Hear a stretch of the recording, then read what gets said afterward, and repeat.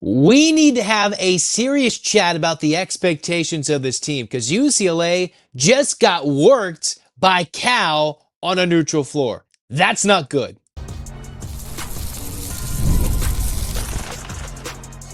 You are Locked On UCLA, your daily podcast on the UCLA Bruins. Part of the Locked On Podcast Network, your team every day. Welcome, everybody, to this edition of the Locked On UCLA podcast. I'm your host, Zach Anderson-Yoxsimer. Thanks for making this show your first listen each and every day. It's free wherever it's your podcast, and it's available on YouTube. Like, comment, subscribe, download. Thanks for your support. Welcome back, every dayers. This episode is brought to you by FanDuel, right? New customers can bet just $5, and if your first bet wins, you'll get $300 in bonus bets to use across the app. Download the app today. What we're talking about for the entirety of the show is what went wrong for UCLA against Cal. My initial thought process is what just happened. Now the Bruins were vulnerable without Tyler Bilodeau, one of their best scorers, a guy who can just give the Bruins stability at the four. But even then, they shouldn't be giving up 80 to Cal. Like Mick Cronin's bread and butter is to not give up 80 points to a Cal team that has scored some points. But this is the same Golden Bear team who just about a week ago played Presbyterian and played them to a 10-point game. You're like, that same team that UCLA worked, the Blue Hose, the Sac State team that Cal blew out, UCLA just blew out Sac State. Well, apparently that benching of the four starters did not work. It did not work. Obviously, it's a little different with Bilodeau out hurt. Donovan Dent, who clearly wasn't 100% before he slipped and fell and got hurt. Things are in a whole level of chaos. What was in a red flag, everything that would have been terrible for UCLA if they lost 2 games in the non-conference. Well, they've lost 2 games in the non-conference, and we're just past mid-November. Just past mid-November. I remember talking to Andy Patton of Locked On Zags, Locked On College Basketball, and he was thinking he didn't trust this UCLA team. For a while in his preseason top 25, he was questioning whether to put UCLA in the top 25. The same team that I thought is making a Final Four, the same team that even John Rothstein consistently had in his top 5, top 10, close to top 5 in the preseason. And all of a sudden, UCLA, who was a little over a week ago just this close to beating a then number 2, a now number 2 Arizona team. They had an 8-point lead with 7 minutes to go and should have won that game. Or could have. Whatever you want to say. Should have, could have. But they could have won that game against the Wildcats. Couldn't close the door. Then Mick Cronin's got to go bench his starters. Next thing you know, UCLA's losing to Cal on a neutral floor. Yes, in San Francisco. But this is worst case scenario right now in the non-conference through November. Yes, outside of a mid-major upset, UCLA has a major injury in Bilodeau. I do not know at this very moment what the Donovan Dent injury looks like, considering he was already missing a game due to injury. He's already in a bit of a funk, and it seems like he's just out of it right now. This is the $3 million man for UCLA. And while there's been times where it looked like he was limping off the floor, prior to the final injury where he slipped in the final minutes of the game, something was up with UCLA's big man. But if he's hurt and it's long-term, that could spell disaster for UCLA, who is already down 1 starter, who already is a team that's not that deep. Last year's team had multiple guys. Well, you could argue about the quality of that guys. They had quantity. They had quantity of where they could go to up and down the roster. You see William Kyle III was almost dominating a top 3 team in Houston with Syracuse right now. That was William Kyle III. Adayamar and Michigan are laughing at UCLA right now because Michigan just beat another top 25 team by 30 the other night, I think. And you're like, look at all these guys who are elsewhere, playing elsewhere, and making things happen. While UCLA's lack of depth, lack of true interior presence was something to behold. Although tonight, what was supposed to be a strength for UCLA, the wing and dominating on the wing defense, Cal hit 11 threes. They weren't missing. 50% from 3. They were making their free throws. UCLA was turning it over, 11 turnovers to 17 Golden Bear points off turnovers. And the Bruins missed 10 free throws. They lost this game by 8. And they're missing 10 free throws, including 4 of 10 from the charity stripe in the second half and only 3 of 10 from downtown. Cal in the second half hit 12 free throws of 16, and they hit 6 of 11 threes. This was the same game that UCLA led by 5 at the break. For the majority of this game early, UCLA had the lead. It changed leads about 7 times. But by the end of it, Cal had a huge run, a 14-0 spurt, and the Bruins nearly crept back in it down by 4 late after a Jamar Brown 3. And I was like, oh, this might be reminiscent of UCLA's win over Arizona last year, although a little more high scoring. No, no, no, no, no. That's not what happened. UCLA, who at one point led this game 8-0. You're like, oh, there's 3 minutes in. This is exactly what they should do to this Cal team. Nope. UCLA won't sniff the top 25 for a long time. You got Arizona State, who's coming to UCLA. Arizona State's currently in the Maui Championship in the big Thanksgiving Feast Week tourney against who? USC. You've got Gonzaga, who just beat a top 10 Alabama team on a neutral floor by 10 plus points. The UCLA Bruins go to Seattle to take on the Zags. And then you're taking on Washington and Oregon in early Big Ten battles. This is a team whose extreme expectations I placed on them. It seemed like everybody else was putting some pretty solid expectations on them. They're falling short. Now, is it a little bit due to injury? Yes. Is it due to lack of heart and hustle? Certainly for some of these guys. And you're like, what's going on? What's the disconnect for this team that is supposed to take Mick Cronin in a crucial year in his coaching tenure at UCLA, a crucial year to go from good to uber competitive? And yes, the Final Four year run was good. The Bruins could have easily gotten to that championship game if they didn't have a half-court miracle buzzer beater go the other way, if Juzang wasn't called for a charge years ago. By the time March Madness hits this year, in this upcoming season, or this season, I should say, it'll be 5 years removed since Mick Cronin's one and only Final Four run as a head coach. And you're like, man, he's got to get to the drawing board quick and figure out the X's and O's, because this is a huge season for the momentum of the program. We've already seen the football team have a downswing. We've seen the women's soccer coach just leave. We're looking at other programs that could be stumbling in this NIL age when there's a lot of losing money chance. There's a lot of programs losing money, and you're like, all right, football's not making money. You need men's basketball to make some money. Go sell out some arenas. The Big Ten looks deeper and more stacked than ever and better than last year.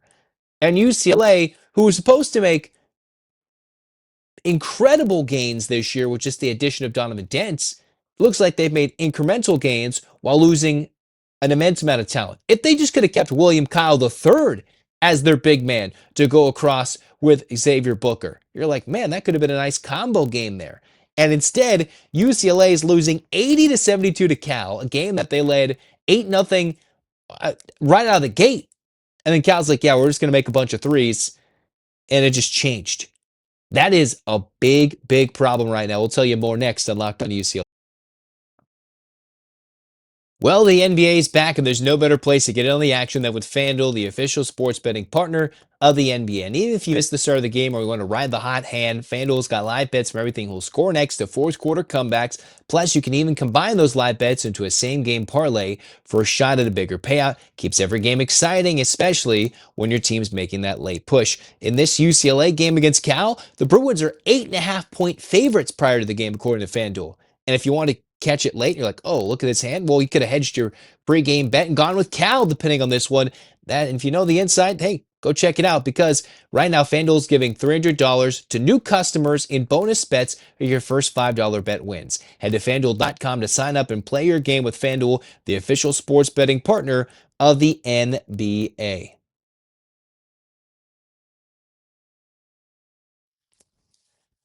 Oh boy. Oh boy. Yeah. UCLA, 8.5-point favorites, according to our friends at FanDuel. 8.5-point favorites, and they lost this game by 8. That's a 16-point swing.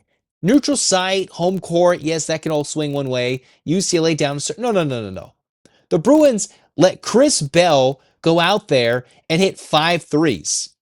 Cal had 4 different players who shot 50% or better from 3. Now, at varying degrees of volume there, but 4 different players on Cal's roster shot 50% or better from 3. Those 3 of those 4 players didn't shoot 50% or better from the floor, only from 3. And yet, in this one, UCLA fell short in a game that I thought they were in control early. Cal gave them a little fight. The Bruins up by 5. And then the Golden Bears came out and whipped them into shape. This might be the iconic rant. I thought the starters benching might be it. I thought Cronin's yelling at them in practice prior to the Arizona game. And yes, UCLA shorthanded. I will acknowledge that. But prior to Dent going down with what hopefully is not a significant injury, there is still something a little off for a UCLA team that gave up 44 second half points to Cal. 44. And it's not like they're playing this game in Berkeley at Haas Pavilion and this place was rocking. It's a little different when UCLA flies to San Francisco and watches the Golden Bears in a huge NBA arena light it up from three, make their free throws, play basically turnover-free basketball, and when UCLA turned it over, turn those points into buckets. Now, it was good to see UCLA got more points in the paint.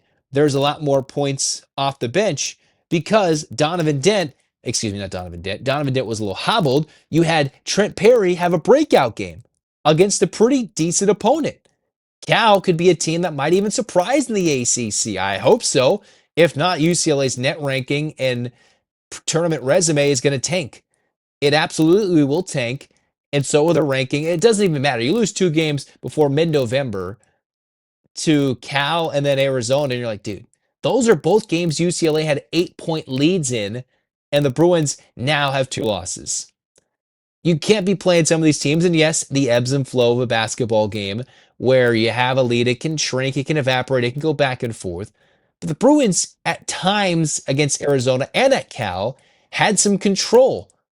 And then they showcased in their weak moments, they're really, really bad, that they can't beat either great teams or good teams like Arizona right now, or what could be average to good to Cal, whose only loss this year was to a then unranked Kansas State team 99-96. Did not expect the Bruins to get lit up from downtown like this.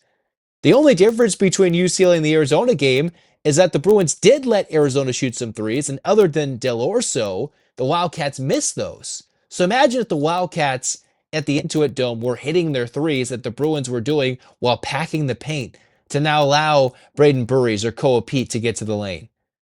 And Arizona missed those shots. That could have been a very different game if the Wildcats were hitting the jumpers. Well, this one, Cal was hitting their threes. So you give them their credit. But the Bruins, it's just like, what's going on? And yes, Cronin's been asking for rebounds. The Bruins had 14 offensive rebounds, a lot of second chance points. And Cal's hot shooting from 3 had a lot to do with it. But when you have Scottie Pippen's son, you have Chris Bell, you have Ames, all in double figures with 13 or more. And then you got another dude coming off the bench with 12 points, Petratis, if I'm even saying that right. 4 separate Cal players had 12 or more points. UCLA had 2 players in double figures. Now, Eric Daly Jr., he does a lot. 35 minutes, 17 points, 7 rebounds. He just does everything as possible, as good as he possibly can for UCLA. But with UCLA without Bilodeau, they're missing something. And now remember, UCLA was without Bilodeau last year and still were having a good little run when Bilodeau was gone in the last season. But when you look at the numbers, Donovan Dent, even before the injury, you had 6 turnovers, 7 assists. Now, that last turnover happened when he slipped and fell in some pain after making a guy miss when it could have been an easy layup if he kept his feet. But Dent was 1 of 8 prior to that, 1 of 4 prior to the injury from the free throw line. A guy that was an 80%er at New Mexico has become almost a 50%er like William Kaya was last year from the charity stripe. The jumper's not there. If he hit a jumper at one point, I think they would have cut it to a 1-point game if he hit an open 3, which hasn't been his game so far. But even prior to all that, there was something significantly off and wrong with the fact that he's just not feeling it at the moment. And you hope he's not gone at the moment. This is a pretty interesting little battle. This is going to be a battle for UCLA that they're going to have to fight through. Because Dent was already banged up a bit. And then he came through and got even worse as he fell to the floor. So you hope it's not an extended injury of any kind. Because there's something clearly off. This is not the Donovan Dent UCLA went out and got money for. I'm not going to just call out the kid like for the money and all that. This is somebody who is battling and playing through something clearly. And UCLA has to weather this storm as a whole roster. Now, if Dent needs to sit a game or 2, at this moment, don't really know what might go on. The one thing we did see was the Trent Perry emergence to where he could bring the ball up the floor. and then still get his buckets. That's telling you something when Trent Perry in this game at times raced the ball up the court and the ball wasn't even Donovan Dent's hands. That can tell you that, hey, their superstar, their expected super player, is having to battle through something when Mick Cronin's giving the sophomore the chance to bring the ball up and Dent just trying to use his energy to get open. That should tell us something that, something wasn't right. In the mixture of that, we did see Xavier Booker, who went 3 of 8, no made threes in this game, 8 points, 4 rebounds. You had Brandon Williams, who started the game and then immediately came right out of it, had 6 points in 11 minutes, and we saw a lot, and I mean a lot, of Jamar Brown, 29 minutes off the bench to go alongside Trent Perry's 25 minutes. Jamar Brown, 9 points, 6 rebounds, including a clutch 3 near the end that might have kept UCLA in it. And instead, the Bruins are having to fight through what is an injury-plagued part of the season, and we wonder how long it is for them to play through the injuries to the Tyler Bilodeaus of the world, to the Donovan Dents, and can they develop some heart and tenacity while fighting through the little lulls and woes prior to Thanksgiving?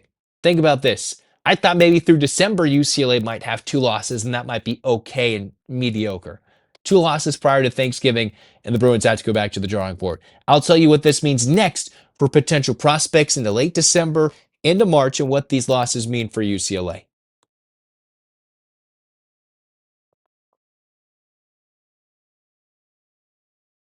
Yeah, we're not going to see UCLA in the rankings for a long time. The Bruins falling to a second opponent in the month of November. I thought this non-conference schedule was easy. I was wrong. Obviously, Cal is one of the few Power 4, Power 5 teams on that schedule. I definitely had chalked that up to a win. I think every UCLA fan had chalked it up to a win and thought the big measuring stick game, the big battle would be the Arizona game and the Gonzaga game. Well, clearly UCLA is going to have to fight through it from behind. It's not going to be a super 35-4 team. Doesn't seem like Mick Cronin's teams are bred like that. They're going to have to come from behind, whether it be in the standings, whether it's like they're counted down and out. And if they want to make something of themselves, I think they're going to have to make it like the Final Four team a few years ago if they want to go on a run. They might be seated a lot lower. And then if a Dent's healthier or a Bilodeau's healthier, they might go on a run then like a few years ago. Because at the moment, you lose to a West Coast team like Arizona. You lose to the West Coast team in the ACC in Cal. UCLA's marquee home matchup at Pauley Pavilion in the non-conference is Arizona State and ASU. Their only loss, I think, is at home to Gonzaga by 12. If the Bruins can't pick off these West Coast teams in the non-conference, so far the Bruins have 0 major non-conference victories. The only ones so far were in non-conference play, and Michigan just dominated San Diego State by 30 to 40 points. Now, I'm not sure if San Diego State was missing anybody, but all I know is I saw a highlight of Adai Mata blocking a Magoon Guath shot. And Magoon's one of the prized possessions San Diego State has this year, and Adai Mata was the one UCLA could have and should have kept, but did not. There's just a different energy if UCLA could have kept even a William Kyle and Adai Mata in this case. And instead, UCLA is really out of it right now. We're going to see a patented Mick Cronin rant. Maybe he goes calm and unexpected, but it's all going to rely on the health of Donovan Dent moving forward. And if he needs to sit a couple of games, UCLA does not play a meaningful home game. That they do have a couple of Big Ten games coming up in a week or so. But then they have a meaningful non-conference game against ASU December 17th. Prior to that, in December 13th, they play Gonzaga in Seattle. UCLA needs some rest, some recovery, and then Mick Cronin's got to do a whale of a coaching job to get this team back to where it should be. Efficient on offense. And then where is the defense that Mick Cronin harps on it again and again and again? That's where Daly moving to the 3, Bilodeau moving to the 4 have been interesting adjustments. Now, with UCLA not having a true post presence, Daly moving to that 3, and Bilodeau out, it really messes with the rotations. Because the Bruins don't have a true 5. They don't have an uber-athletic William Kyle. They don't have a 7'3" big man they can stick in there. The Bruins aren't going to go small, and if Bilodeau's out, that already takes away a lot of potential UCLA plays and options that Cronin can go to. But still, His bread and butter is getting an underdog, if you will, when they're down and out to play some defense, to actually get things going in the right direction. And right now, as UCLA is the favorite against Cal by 8.5 points, they lose by 8. And it took a late bucket to keep them from not losing by double figures to Cal on a neutral site. Disappointing in the highest regard. It's just really frustrating that UCLA allowed Cal to shoot 55% from three in the second half. They got outworked in the boards, the Bruins did in half number 2. Cal had 4 more rebounds in half number 2. So UCLA had out-rebounded Cal by 10 in half number 1. Cal in the second half came out with a lot more energy, a big run, and pulled away, forcing UCLA to scramble all the way back, and they just didn't have enough. No Bilodeau. Dent is clearly hurt and out of it, and the Bruins needed to go somewhere else. Trent Perry did his best, but Sky Clark in some foul trouble, 7 points, 5 rebounds, couldn't get the jumper going. The Bruins just are not as deep this year. We didn't see as much from Steven Jamerson, 9 minutes where he got 3 points, 3 boards. And now the concerns are growing, severely growing. Cal might even leap into the top 25, but this is still a game UCLA could have won. They had control early. It's the second game they've lost where they had a little control early and led for almost half the game, if not more than half the game, and they find themselves on the losing end of it. The Arizona game, the Bruins played their game. They dictated the pace. Lost that game. Tonight, Cal, racing up the floor, hit a bunch of threes, put the Bruins on the side, said, no. We're going to get an easy win here. Cal had 17 fast break points. That's the speed UCLA wants to play with when they have a healthy Donovan Dent. And instead, it was Cal spreading around, making things happen, moving quickly up the floor, and just out-executing UCLA. Frustrating. I mean, it's nice that the Bruins got some bench production, but it doesn't help when you have 2 starters either out or very, very hurt and limited, like Dent clearly is, despite playing 31 minutes. Because the numbers we're seeing are not Dent-like. Now, when you're looking at March Madness, if the Bruins continue to lose these games, you're not looking at a top 4, 5, 6, 7 seed. These are losses that move you to the 8-9 line, the 10 line. Puts you closer to the first 4 line if you don't bank a lot of good wins in the next part of November and December. That's where UCLA stuck. They're almost saying so long to the West Coast. You're not going to go play in San Diego. You're not going to Portland. You're not going to San Jose in the West Regional. They're not going to reward UCLA for playing in tournaments that don't force them to travel. They didn't schedule up like Arizona did in the non-conference. Cronin didn't want to travel, so they took a flight up north for an hour and still came back with a disappointing L. And they didn't have to go across the country. Cool, you save money, but the optics look way worse to lose to Cal in San Francisco than it does to lose to North Carolina in New York in a mid-December nationally televised game, which could have been a classic. Disappointing. So we can say goodbye. If you want to see your UCLA team play close, they need to turn it around immediately if they want to have any chance of competing in the Big Ten, because Purdue looks good. You still got to play Michigan, and I could argue Michigan looks like one of the best teams in the Big Ten. Well, obviously they were, but they might even be better than Purdue with their size and ability to dominate down low against a Purdue team that's done that in recent years. And Michigan State's been winning. Illinois, for the large part, has been good outside of one blip against Alabama. And you still got Gonzaga to contend with, who has been racing out from the gates with a strong undefeated start. USC's in the Maui Championship game. Yes, against a watered-down schedule, yet those are not going to be easy games. I don't think UCLA can go undefeated against the West Coast teams in conference this year, and that goes already with 2 early losses here in November, with some potential injuries that I do not have at this very moment as I'm recording this podcast. So it's frustrating, disappointing, and UCLA is going to need Trent Perry to step up big time. They're going to need Trent Perry, and this is where Sky Clark, as the senior veteran, the guy that's been with Mick Cronin for another year, compared to a Dent, to step up and hopefully be a leader on the court, get some buckets, be that floor general, help Perry, guide him in his decision-making, where the UCLA Bruins thought they had a decent backcourt. Now let's get a little slimmer. Freeney isn't making anything happen. Jamar Brown's being slotted more to the 3, maybe a small ball 4 with Daly on the floor. And if Dent's out any significant time, yikes. Man, oh man, that was not good. That on top of the UCLA Washington game, the football game, not a good couple of day combo. To see UCLA have their non-conference schedule just ripped up and torn to shreds, and then you have the football team just embarrassed in the Rose Bowl, not a good couple of days. That's why we're going to have UCLA women's basketball early on a Wednesday to redeem the week.